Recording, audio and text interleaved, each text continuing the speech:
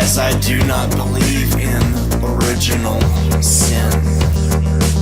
However, I have been corrupted by life, by circumstance, and by my own foolishness. And that's what makes us who we are. We are all searching for that one moment when the music captures our soul.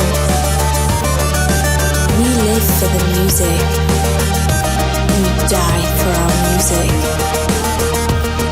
And that's what makes us who we are.